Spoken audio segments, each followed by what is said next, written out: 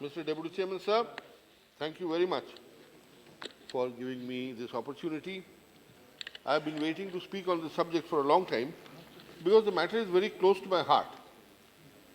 Sir, my ancestral home in a town called Hooghly near Calcutta, the river Ganga, which is called the Hooghly River there, flows in front of my house. So I've grown up in a riverine system, in a culture, riverine culture, where boats would ply, fish would be in plenty. And yes, you will be aware, sir, in Kerala also it's a similar situation. And the river was a thriving, live river. Sir, over time, what has happened is that siltation has caused the river to kind of recede to a large extent. And today, earlier, if you had to cross to the other side, nobody took the train or a bus, because to go to the nearest bridge and then cross over to the other side, which is also a thriving industrial belt, it was a big problem.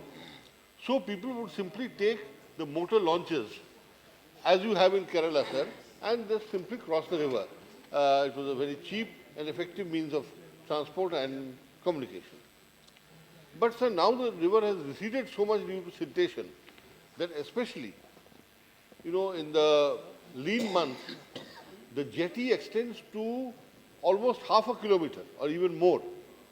And so for people to carry their goods and their cattle and all their belongings, which is what the local population used to do, farmers used to do, now this has become a big problem. People have started using more buses, people hire lorries,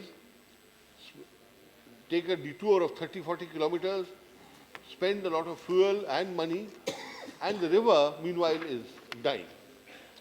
So there was a time when the jute mills, and there were many jute mills along the road, along the GT road from Calcutta and Howrah right up to Bandel and other places near my ancestral home.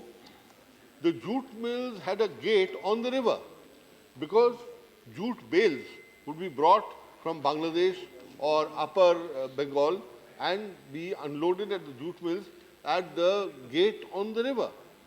So the entrance to the jute mills was actually from the river. But then, today it's not possible at all. And jute mills are dying, jute production is falling, and hundreds and thousands of workers are suffering enormously, as anybody from West Bengal knows. Sir, in this plan, I see a great vision of the minister, who is known to be a visionary minister, who has done a lot whenever he has had an effective charge. The Mumbai-Pune highway is a standing tribute to his dynamism and effectiveness, dynamism both in terms of vision, planning, but also ability to raise the funds to actually implement this program. So I have full confidence that he is going to do it. It is a long-term program, sir. It is not going to happen overnight. And my view is, many members have said that, in so-and-so river there is no water anymore, it's a dry stretch. Yes, in the western part of Bengal also, as Mr. Ritabrata Banerjee said just now, many of these rivers, Ajay, Damodar and so on, have really dried up. And if you pass by them, you will find just big boulders and hardly small stretches of water. My suggestion to the minister would be, sir, let these wait. What is feasible and what has still fallen into disuse? We have read in history that Patliputra or Patna used to be a major port of medieval times. Today, is Patliputra a port? Is Patna a port? All along the Hooghly River, there were all major inland ports which were in great use, all fallen into disuse. Let us, I'm glad that in the first 5 national waterways, this has been selected. Other, effective rivers where there is actually a lot of riverine traffic, these have been chosen. And I would urge the minister that, sir, develop these first. Let these set an example to the rest. And let everybody who has doubts now put their doubts at rest and see the effectiveness of riverine transport. I don't want to repeat the statistics that 3% in India, 47% in China, 44% in European Union. But yes, it's possible.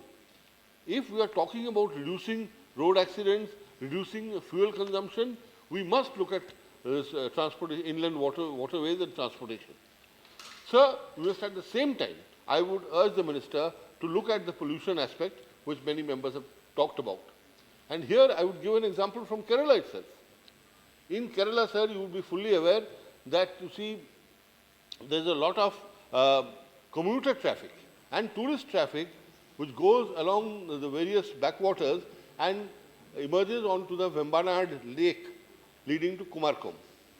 Once I went on a visit to Kerala, and the local person told me that, sir, don't take one of the diesel operated boats. I will get you a manually operated boat because that is the most effective and non-polluting way of travel. I did that, but I did see that this was a dying art. When you have the option of putting up a diesel engine, sir, who is going to actually row from overnight to cross from Aleppi to Kumarkom? So this was a dying art. But the other day I read in the papers that now the operators there are saying that they are going to put up solar panels on these transport boats so that instead of diesel, they can use solar energy to drive the motors of their boats, both for commuter vehicles as well as for tourist traffic. So these are great ideas. There was a time when inland waterways and inland transportation was thriving all over India. Next to my ancestral home, there is a place called Balagarh.